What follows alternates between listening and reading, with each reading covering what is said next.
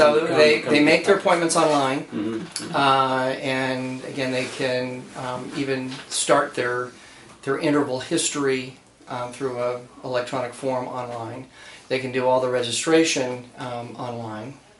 When they arrive, they again check in at the kiosk, which alerts us back here that they've arrived. Okay. Then they're brought back here, and again we have one support staff person who does everything, who checks them in, again does any other updating of the chart and history, and then she alerts me that the patient's ready.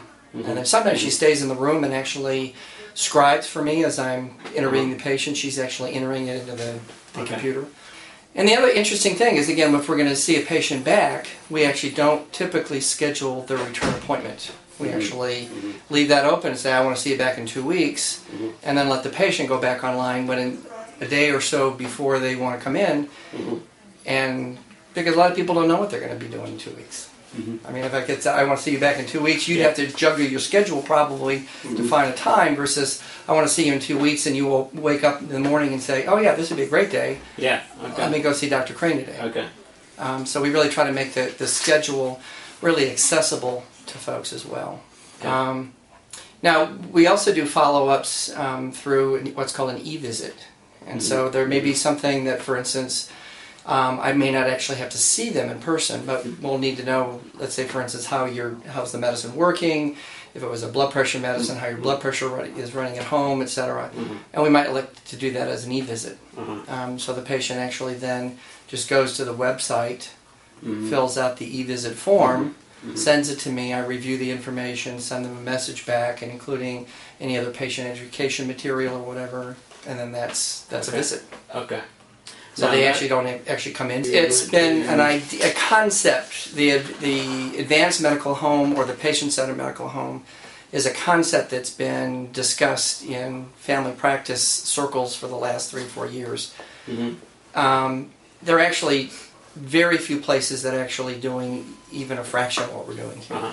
Right. And so again, it's also been something that has been received a lot of attention the last 6 months during the healthcare reform discussion, because a lot of what happens in primary care now doesn't work very well. Patients have a difficult time getting into their primary care provider. Their primary care provider doesn't have enough time to actually really make a difference in terms of changing their chronic conditions, etc. And it's expensive. I mean, all healthcare is pretty expensive, but there's often ways that folks who don't have health insurance have difficulty accessing the most cost-effective care, which is primary care. So there have been a lot of people talking about this concept, but nobody's actually really sort of said, well, this is how you do it. So this is, about a year or two ago, I sort of said, well, if you were going to start from scratch, thinking outside the box, how would it look? And so this is what we kind of thought it should look like. But all of that, because it is brand new, we're very careful about making sure we're carefully documenting everything we're doing. Because if it's going to work, I want to be able to turn around and tell everybody that this is how it could work. This is what doesn't work. I mean, so if we're going to make some mistakes along the way, I guess if I could help somebody else from not making that same mistake. Now, and that is it. Are you documenting that in some sort of structure? Like, I mean, you have a grant or something that is guiding, not guiding your work so much, but that is checking your work? Well, I belong to I'm a professor of medicine at the University of North Carolina, Chapel Hill. So I'm part of a larger research network, as it were, and the folks at Chapel Hill are watching this project very carefully, and I've gotten a lot of good input from the folks who actually do almost nothing but research from there, sort of suggesting measures, and this would be interesting down the road to be able to extract that data. So going in, we kind of decided what we'd like to be able to actually report out if it's a success or failure. And it's actually been paying for itself as of the first month. And again, part of it is that it was designed to be a low overhead practice. So instead of having a typical primary care office has about 5 support people for every 1 medical provider. Here we actually have one medical provider and 1 medical assistant, and that's it.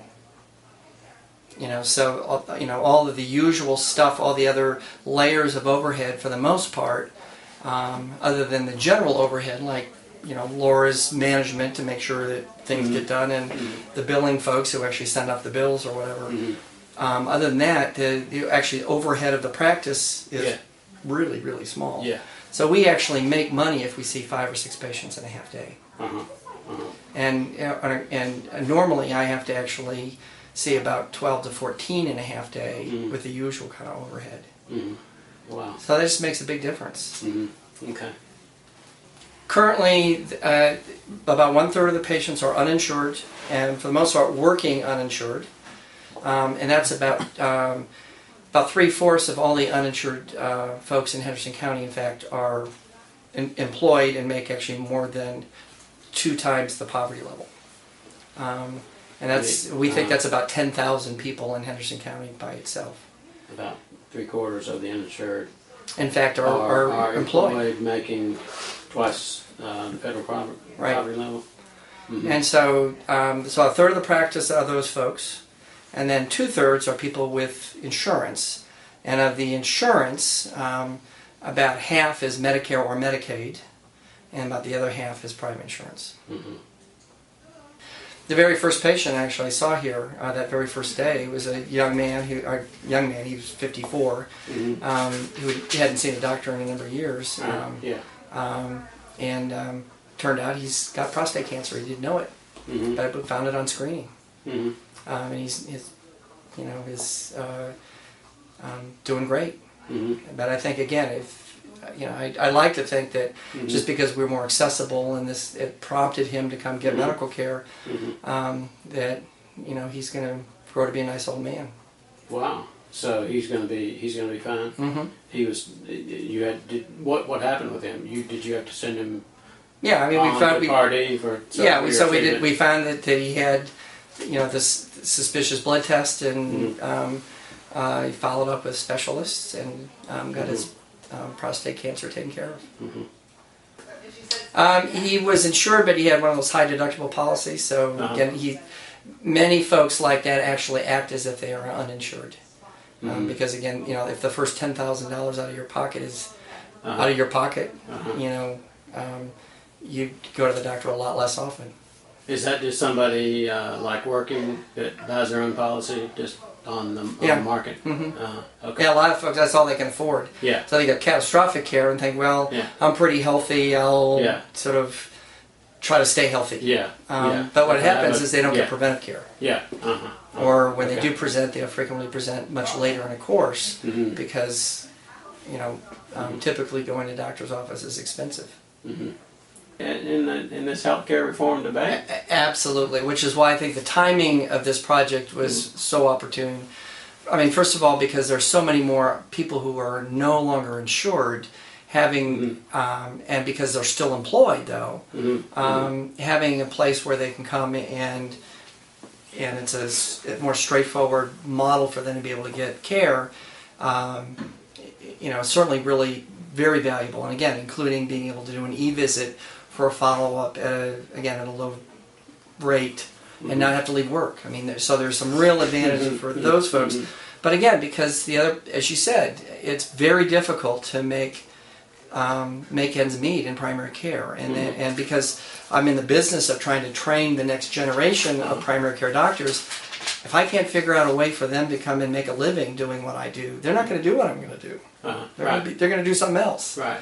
So, again, I think that we were very purposeful in trying to design the model so that we could actually pay for our costs, including making a small margin, using Medicare and Medicaid rates as.